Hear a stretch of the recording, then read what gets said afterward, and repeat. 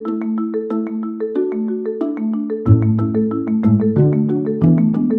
afternoon. It's my great pleasure to introduce a good friend and former neighbor, Steve LeVine.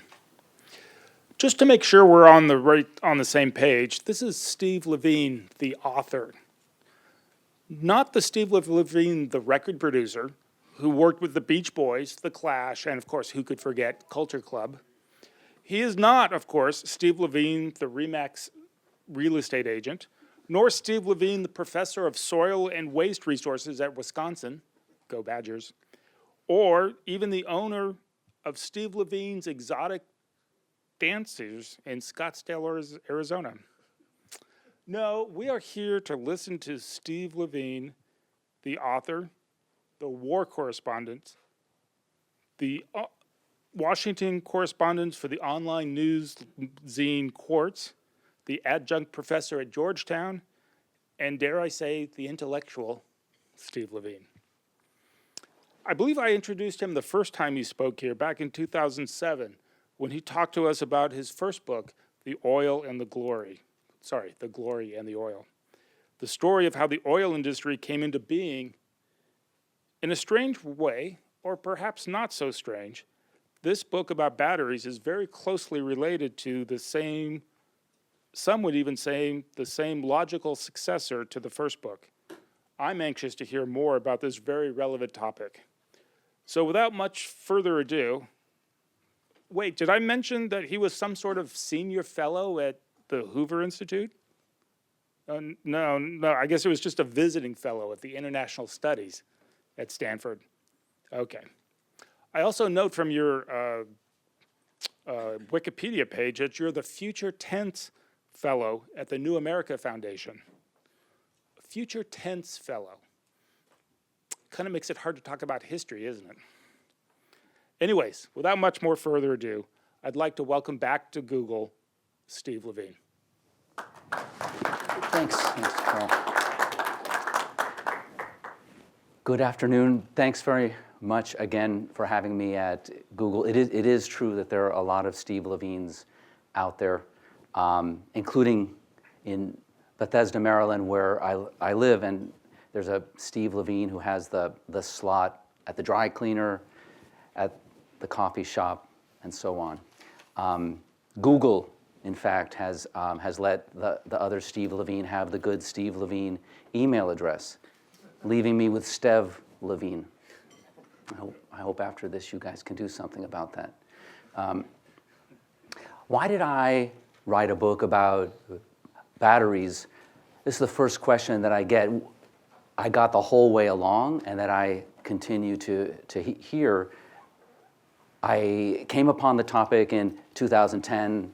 I got interested in batteries, and I'll tell you why in a second. But when I rolled out this idea to my wife, to my agent, to my friends, first thing I heard was from my wife over dinner, who said, "What a boring topic." That hard B, sort of insulting, and right there in my heart.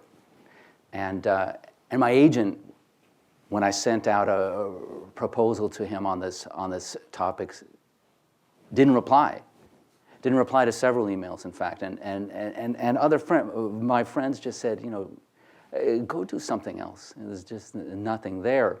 But if everyone can remember back how they felt in 2010, remember right after the financial crash, and a lot of us were blindsided by the crash, almost blew up the global financial system.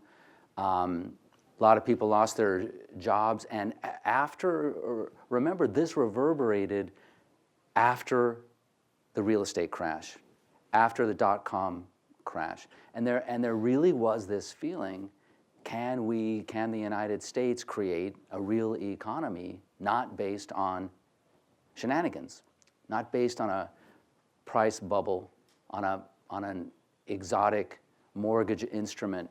And there were really some doubts. I had doubts, and remember, globally, the United States system, the U.S. system, suffered a real black eye. Right? there's to this day, but then especially, there's a lot of doubt about the United States and the U.S. projecting and exporting its system abroad. What is this system that you are championing that blows up the whole global financial system? In that atmosphere, a lot of attention came onto the battery.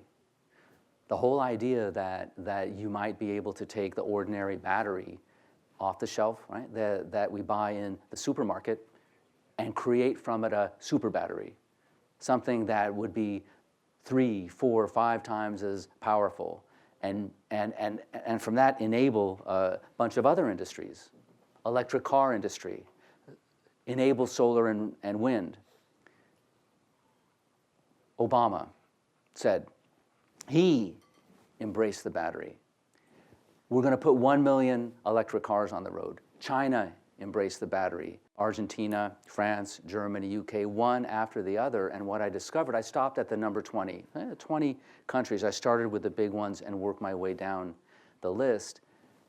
All of these 20 countries, in one way or another, either in batteries or in electric cars, hoped to own the future of the lithium-ion battery or electric cars. They all, their hopes, all of them saw some future piece of a new real economy would be occupied by batteries or by the electric car. And this was a big thing for me. This was an exciting find. Something that I knew, for example, that I could sell to my editors as a story. But then the other thing that caught my attention about this is that if the forecasts were accurate, if batteries did turn into tens of billions of dollar industry by 2020 or in the 2020s and hundreds of billions of dollars in the 2030s, these are the size of companies that drive economies, right? This is the size when you're selling in the hundreds of billions of dollars that a moderate economy can build itself on. And for the space that I work in, which is geopolitics, I'm looking for how energy will impact the power of nations, the wealth of nations. That was a big thing. So you could see how if name your country in that group really did capture, really did invent the super battery, really did enable electric cars and solar and wind. You could see how geopolitics could be impacted. In 2010, we didn't know what that shale oil was going to come upon us, but look at what we're watching right now, what we've seen over the last 8 months. So we've seen 4 million barrels a day of shale oil come onto the market and cut the price of oil in half. As a result, Vladimir Putin, Russia has been undercut. OPEC has been thrown into chaos. This is what I was looking at in 2010, that batteries, if you were able to make this jump, then you would have this impact on nations. One of the things I also saw, anyway, that captured me. That captured my attention, and I wanted to do that book. Another thing that I saw was that ExxonMobil, who produces every year a forecast, 25-year forecast of the future, and their outlook, what was coming 25 years down the road. So in Exxon's perspective, in the year, at that time, they were looking at the year 2035. Electric cars made up 1% of the sales. 1% of the sales of new cars on the global market. And the reason was that between now and then, over 25 years, battery scientists would make no progress, zero progress.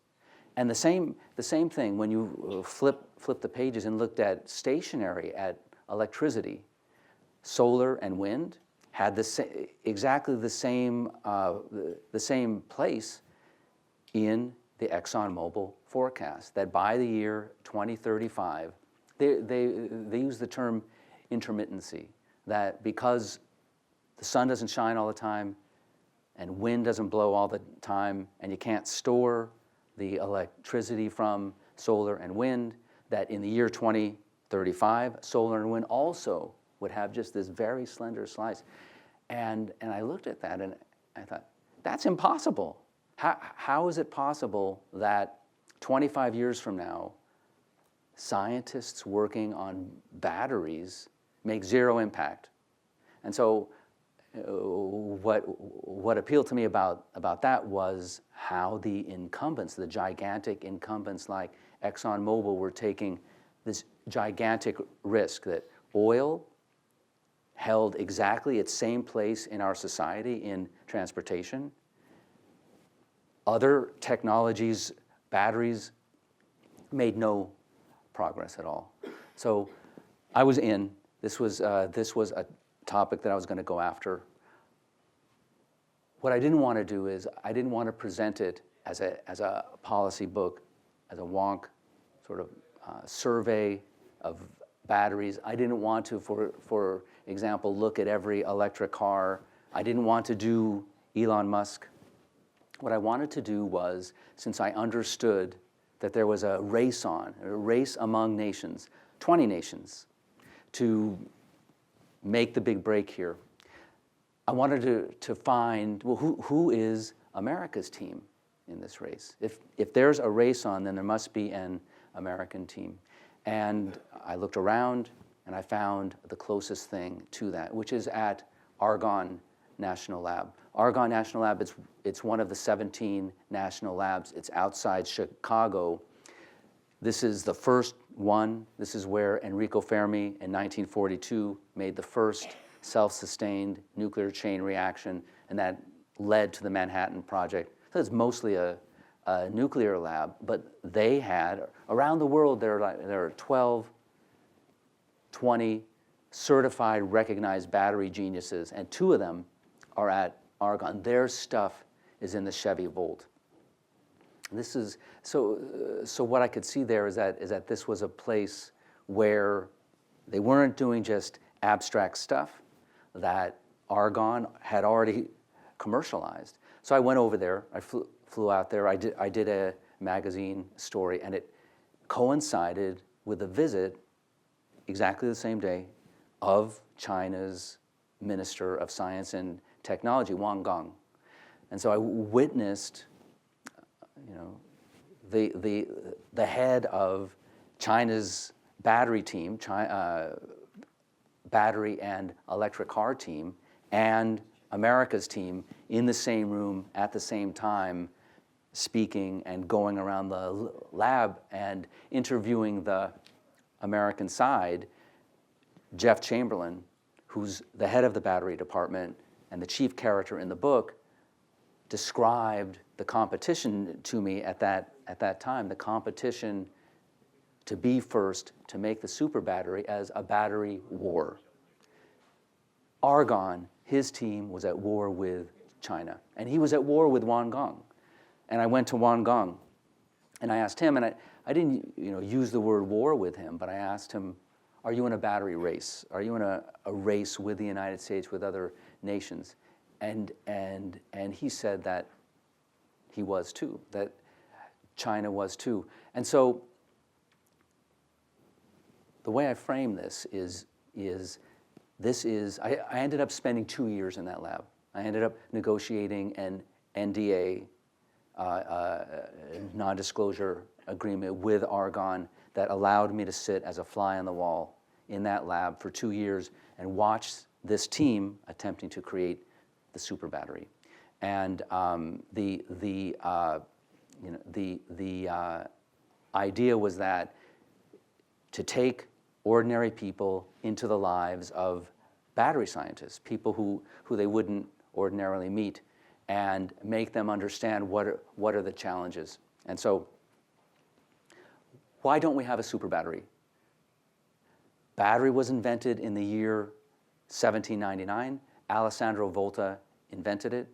Why, after more than 2 centuries, have battery scientists failed to create an energy storage that allows us to do away with fossil fuels, for example, to store solar and wind?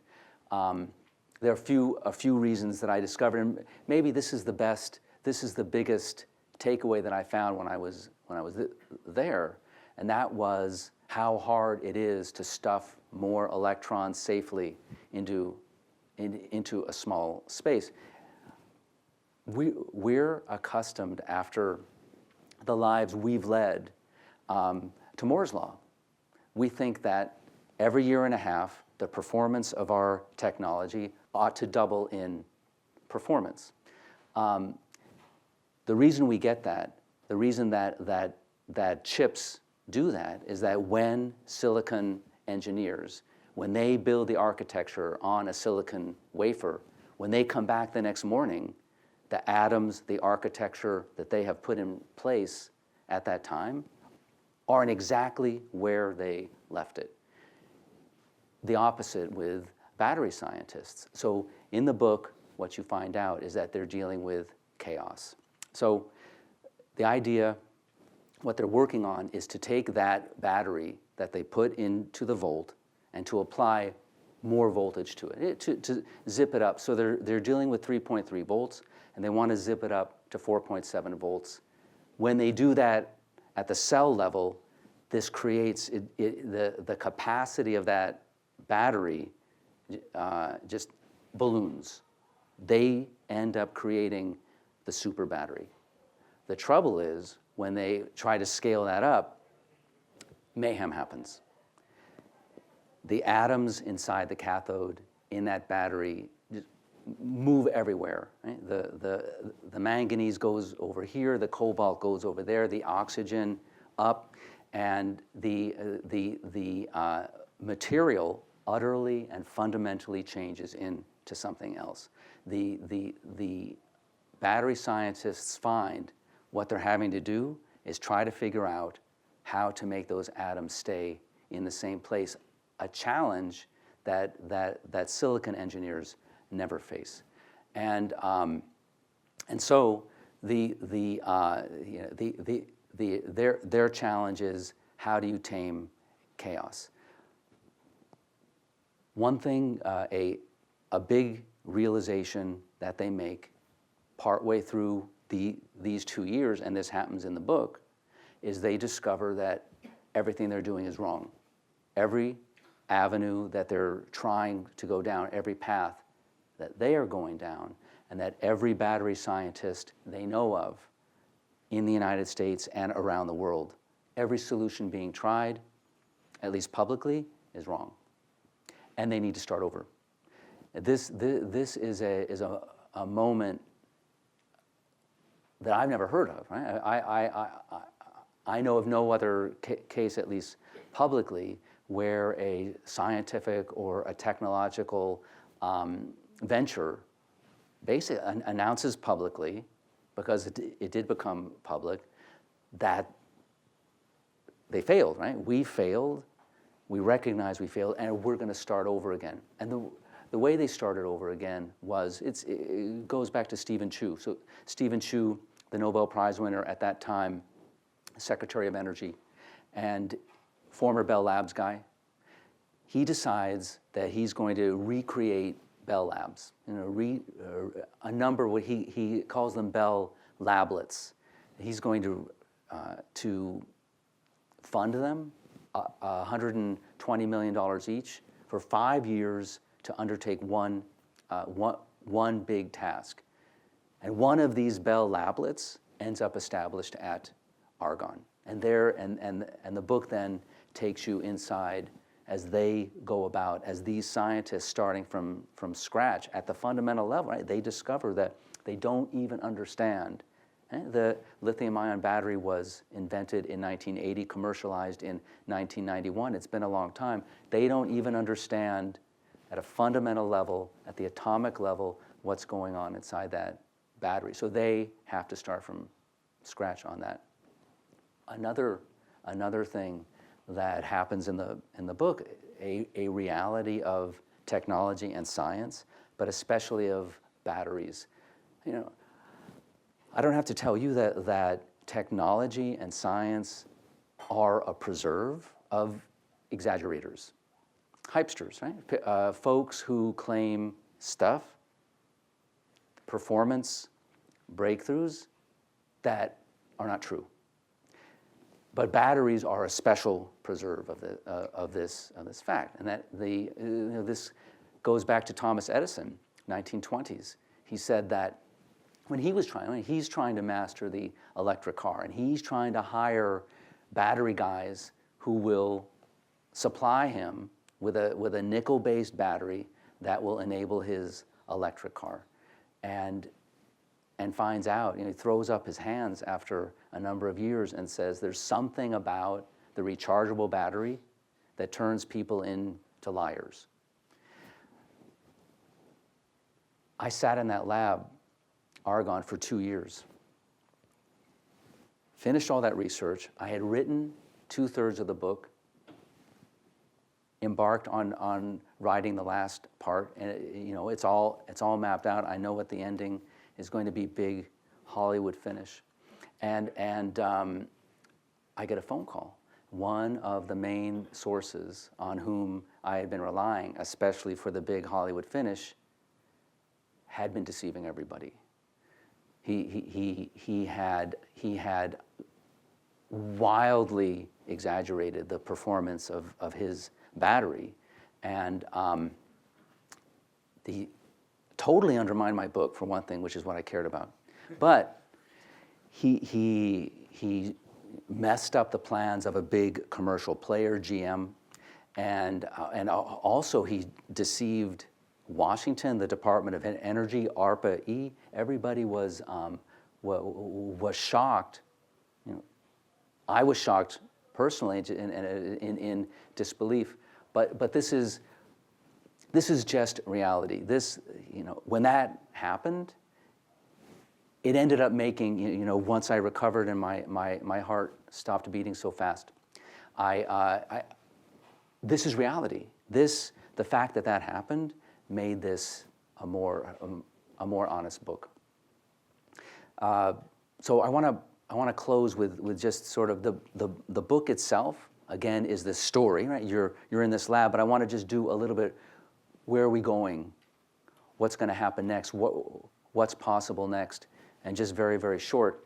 So looping back to that ExxonMobil study. So they've produced another study, and they've updated. Now they're up to 2040 from 2035. And it's the same forecast. It's the same forecast. Again, electric cars, plug-in hybrids, fuel cells, these all together by the year 2040 make up less than 5% of new car sales, all of them thrown together. And again, in solar, intermittency is this problem. Solar and wind do not make, you end up with 20 times the market, but again, they don't make the big break into the market because there's no battery to store their stuff. So let me give you my take. First on electric cars.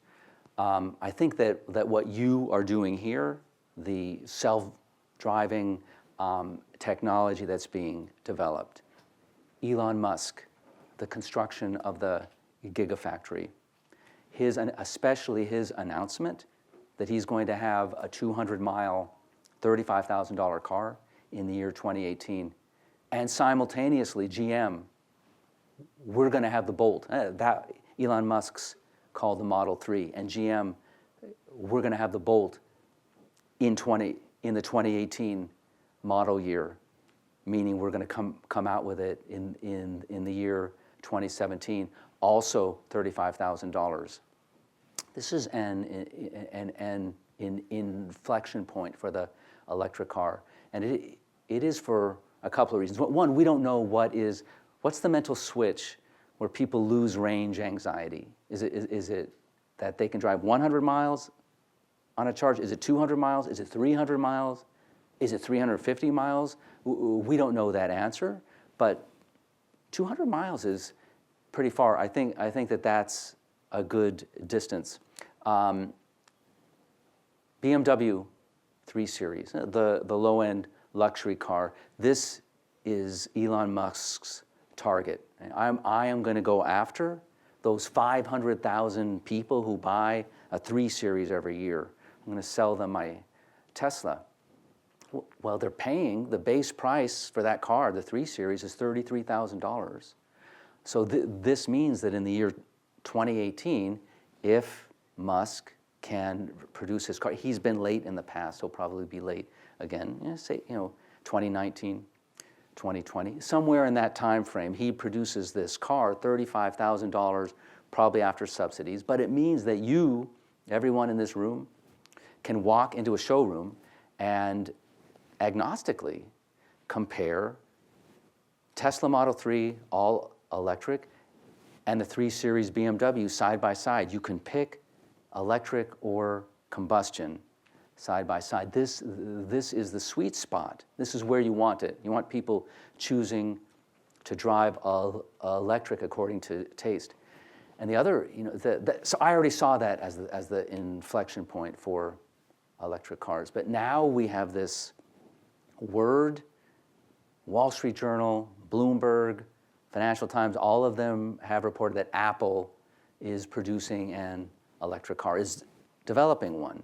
And we have a story yesterday that they're poaching engineers, top battery engineers, and electric car engineers from A123. It was a very important American startup battery company. It was the biggest IPO in the year 2009. We don't know whether Apple incubates products and does not always market them, but they're serious about it. They got hundreds of people working on this car. I think that if Apple, I think it wants to take on Elon Musk, that is when you have Musk, when you have the Tesla facing Apple, this is its real competition. This is critical mass. It's again an inflection point. That's the beginning of the electric age on the car side, and then on the grid side, on the power systems. I've been doing a number of interviews around here in the Bay Area with companies that are creating large lithium-ion batteries for homes, right? For your homes, businesses, malls, factories, and the idea being that you can cut your power bill by up to 80%.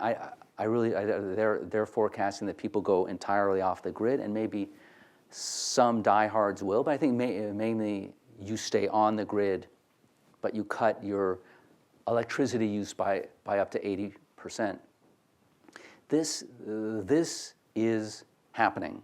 This is happening in live time now, and the forecasts are that over the next 8 to 10 years, that grid level storage, utility storage, you putting these batteries into your home in order to cut electricity costs, not because you want to be green, not because you want to look good to your friends, but for financial reasons, that this takes off. And the forecast, Citibank forecasts that this business, storage for your home, for your homes and for businesses, becomes a $400 billion a year business by the year 2030. This is very, very large. This is larger than ExxonMobil, for example. And just to close out in the same forecast, Citi forecasts that countries like Saudi Arabia, like Japan, that burn oil in order to create electricity, that they install batteries. Right? They install these large lithium-ion batteries in their electricity system, and they're using whatever, right? They're using solar, or they're using nuclear, or they're burning natural gas, but they're storing what they're getting. They're cutting, they're peaking. They're burning, those countries are burning, according to Citi, 4 million barrels a day less oil than they currently are. So therefore, global demand for oil, global daily demand for oil drops by 4 million barrels a day. That's precisely the volume that has caused this turbulence. It's the volume of shale oil that's come onto the market over the last 3 years that's caused this turbulence, this disruption in global geopolitics. And so the next thing, the last thing to understand is that this battery-driven age that's coming, that I think is coming over the next few years, is going to shake up geopolitics in the same way that shale oil has. And if shale oil stays in the market, if it's not just a blip, that you're going to have this compound impact. And we're going to have a thrilling coming decade and a half. Thank you very much. If anyone would like to ask anything. So it's kind of technical, but I wonder if you can answer it. When you were talking about how the batteries, when they amp them up to 4.7 volts, that the structure inside the battery no longer stays the same. It's being torn by all these, electromechanical forces or inside. Are you talking about the structure of the electrolyte inside of the battery? Is that the material that's not maintaining its structure? It's the cathode. So in this case, they're using NMC, nickel, manganese, cobalt. It's a pretty stable chemistry. It's the stuff in the Volt, and it's the stuff that GM is going to use for the Bolt. And what happens is that the lithium begins to shuttle. Right? The lithium leaves the cathode, goes over to the anode, leaving all that space open. And in that nanosecond, when that happens, oxygen somehow is lost. They don't know how and why, but the oxygen, and they don't know where it goes either. But when that happens, the cathode goes haywire.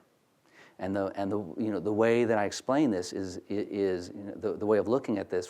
First, the thing that happens is that in that moment, those molecules, the manganese especially, but the nickel too, become unhappy in the slots where they are, and they just start moving around.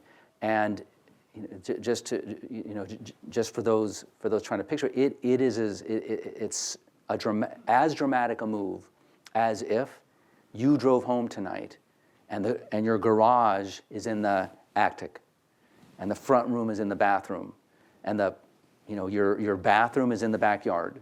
I mean, everything has changed its place, and it's so serious that it makes the material not at that level, right? And that's the level where you want to create the super battery.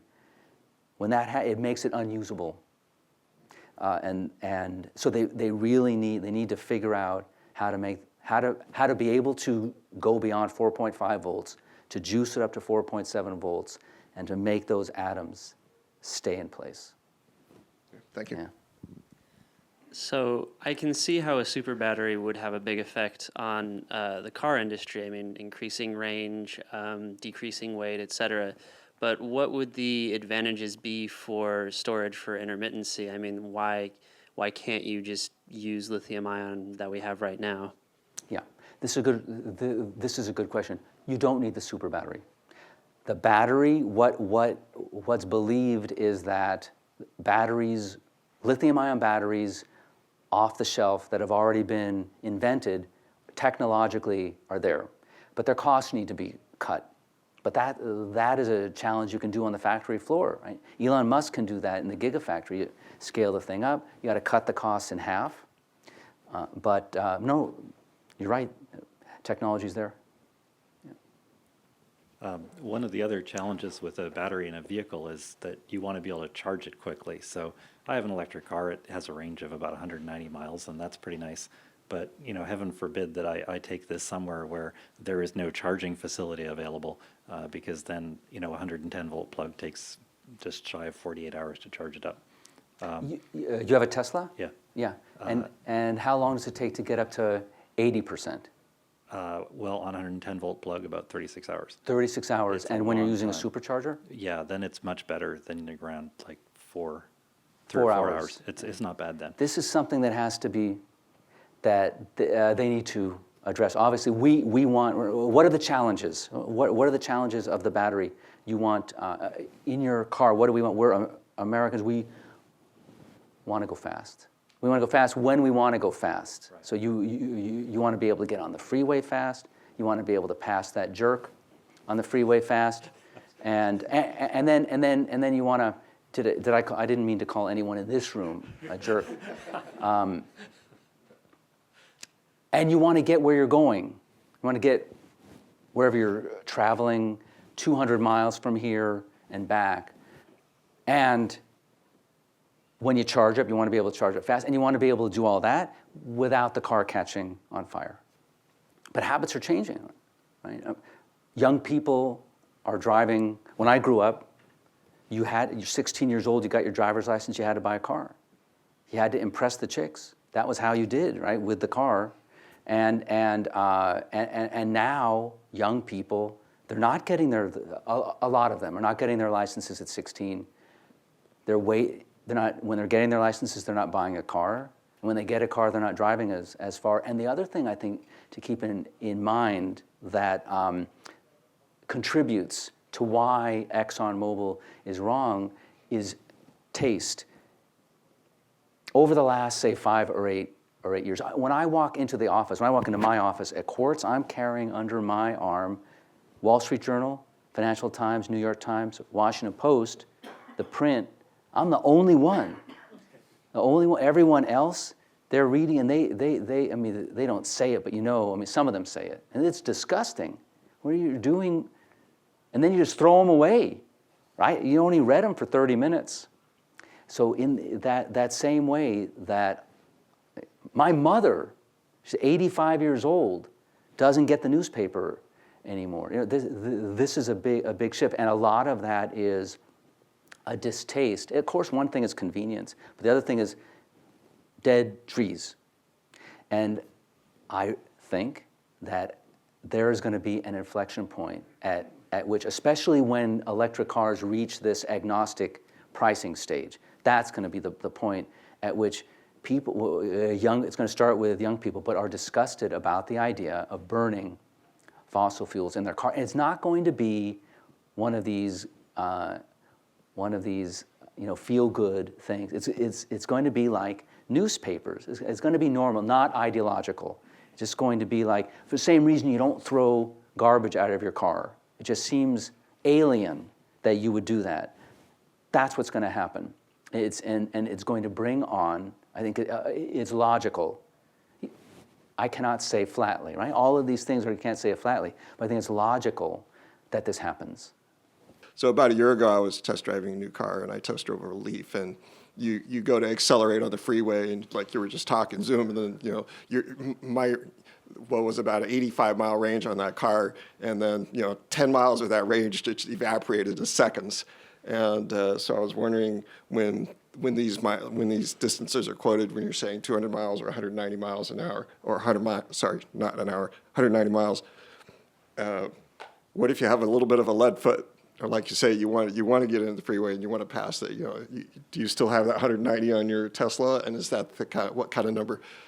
My understanding is they're going to quote the most optimistic number you can if you're the most feather-footed, gentle driver in the world. Right? No, but it's not just them. I mean, combustion cars exaggerate the mileage that they get, and there is what's the real distance? Well, if I drive it sort of in a normal way, let's say, then 190 miles is roughly what I get out of it. So it's for commuting, it's fine. If you really boot it, then it's around half. Wow. Yeah. Yeah. But the thing that's really most notable is that, for example, let's say you enjoy air conditioning in the summertime. The battery needs cooling on the car. Right. So if you exercise any high performance maneuvers on the car, the ability for it to air condition the interior of the car diminishes. So it's another noticeable impact. And these are all just properties of the battery. Yep. Yeah. Let's go right here. Yeah, so I'm just wondering, what do you think of the fuel cells? Is it a viable alternative to the lithium-ion-based battery? Yeah. So the question is about fuel cells. Toyota has decided that fuel cells are the future. I'm not so sure. I know that Wang Gong, this figure who I told you about, the Chinese Minister of Science and Technology, has the idea of combining the upside of fuel cells, which is that they instantly charge. You can charge them in 3 minutes, but somehow have a small fuel cell and a battery. So have the distance, and the expense is much lower for a battery and a fuel cell.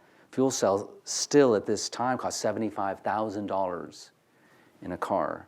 So the fuel cell car right now, the Mirai, Toyota Mirai, they're selling it for $57,000. Costs them an estimated $100,000 to make.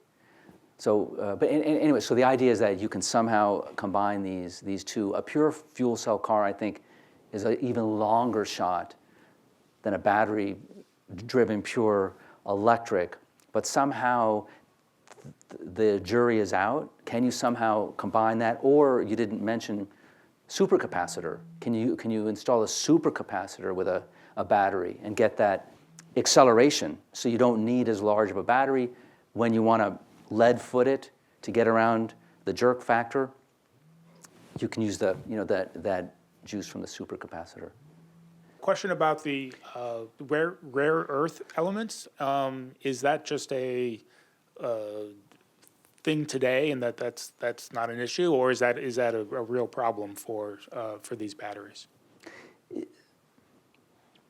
Rare earth companies are selling themselves, or have been selling themselves, as an electric car play, which has misinformed a lot of people about the role of rare earths.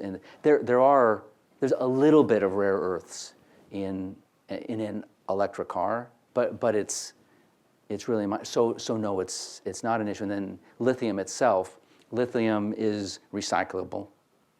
So one thing that we don't have with the electric car is a challenge of where do we get the minerals.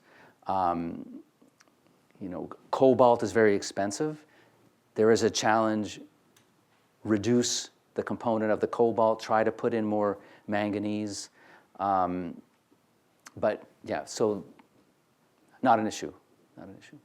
So obviously, big oil has a lot to do with the advances that batteries can have, since they hold a lot of the control over the industry. What are your thoughts on how that will change? Because obviously they have a lot of lobbying power in Washington, so a lot of regulations aren't going to be set to encourage further R&D with batteries. Okay, and then I was just wondering, if you're talking about using batteries for power supply, do they actually take a significant amount of their output to produce in the first place? Like, how much net yield are you getting out of these current lithium-ion batteries? Yeah. Okay, so let me start here. ExxonMobil invented the lithium, the precursor to the lithium-ion battery, 1973, when the Arab oil embargoes happened and then the nationalizations. Exxon was producing 8 million barrels a day of oil.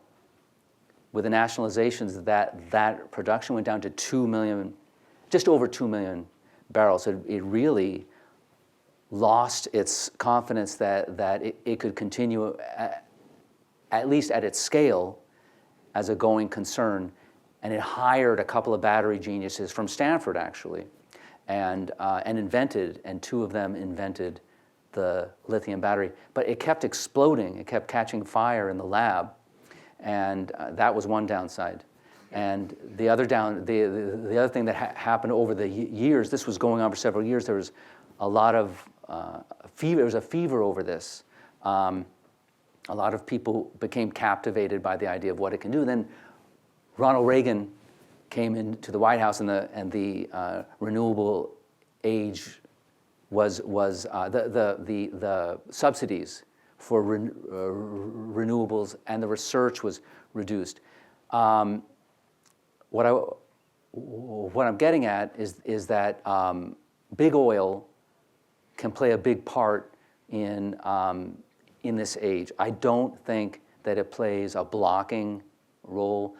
If this is going to happen, I don't think that those incumbents can hinder it, even though I don't think they're quite delusional, but I think that's the tension.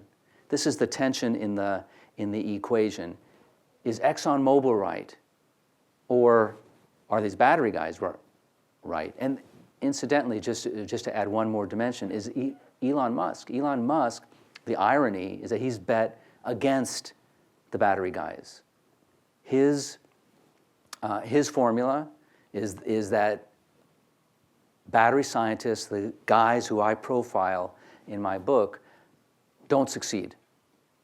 That the way to create an electric car, a competitive electric car, is to take the stuff that's off the shelf, and he uses pretty much off-the-shelf Panasonic battery, a little bit larger than a AA battery. 8,000 of them are in the Tesla S. And engineers this ingenious energy management system that makes that car work, and then designs this incredibly cool body with every technology gizmo you could imagine or ever want. He's bet. So is he right? He's essentially bet with Exxon on that front. Not that the electric car won't take off, but he's bet that the battery guys won't succeed. Are they right, or do we get a big leap? And I think this is the tension there. If you use this is the question: do you end up basically you're asking, do you end up netting out? Right? Do you use more energy? Yeah. So if you're producing, if the electricity going into that battery is from solar, then there's no percentage, right? It's 0%. Right? Just the electricity produced by the solar. If you're producing, and I don't know the percentage, how does that balance out? The natural gas that's burnt to then produce that electricity that then goes into the battery that's stored that then you use. I do know that the estimates are that your electric bill drops a lot, but this would be an interesting thing to get right the exact and I would guess right that the less efficient, if you're burning coal, not only would you get the pollution, so the whole process is in vain, right? You're creating the same impact with the environment that you would anyway, but the efficiency of coal is less. The logic tells me that you would kind of get very close to a loss if you're burning coal, but not with natural gas. Is that it? All right. Thank you very much.